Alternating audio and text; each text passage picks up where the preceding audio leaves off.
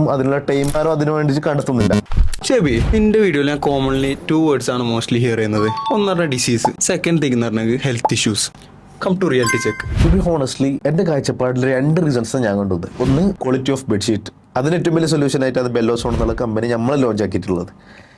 രണ്ടാമത്തെ വെച്ചെങ്കിൽ hygiene. Personal ഹൈജീനിനെ പോലെ ഇമ്പോർട്ടൻസ് നമ്മളെ ബെഡ്ഷീറ്റിനും കൂടി ഉണ്ട്. ഒരു ലൈഫിൽ ഒരു ദിവസം 24 മണിക്കൂർ ഉണ്ടെങ്കിൽ ഒരു 12 മണിക്കൂർ വരെ ബെഡിൽ സ്പെൻഡ് ചെയ്യുന്ന ആൾക്കാരുണ്ട്. അപ്പം അത്രത്തോളം ഇമ്പോർട്ടൻസ് എന്തായി ബെഡ്ഷീറ്റിനും അവർ കിടക്കുന്ന ബെഡ്ഷീറ്റിനും ഉണ്ടെന്നാണ് അതിനർത്ഥം. സോ മിനിമം ഒരു 3 ദിവസം കൂടി വാഷാക്കേണ്ട സംഭവം മാസങ്ങളോളം വാഷാക്കാത്ത കേസ് എന്താകുന്നുണ്ട് നമ്മൾ കാഴ്ചപ്പാടുണ്ട്. അതിന്റെ കോസായിട്ടാണ് എന്താണെന്നുള്ളത് ഈ ഡിസീസസ്, ഈ ആക്നെ ഇഷ്യൂ, ഈ ഇച്ചീനസ് മീൻസ് ചൊറിച്ചില്, ആസ്മ, ഇതുപോലുള്ള അസുഖങ്ങൾ വരാൻ ക്യാൻസർ. അതാണ് ഞാൻ ഇങ്ങനെ ഹൈലൈറ്റ് ആക്കിയിട്ട് പറയാൻ കാരണം. പ്രൊട്ടക്ട് ചെയ്യും.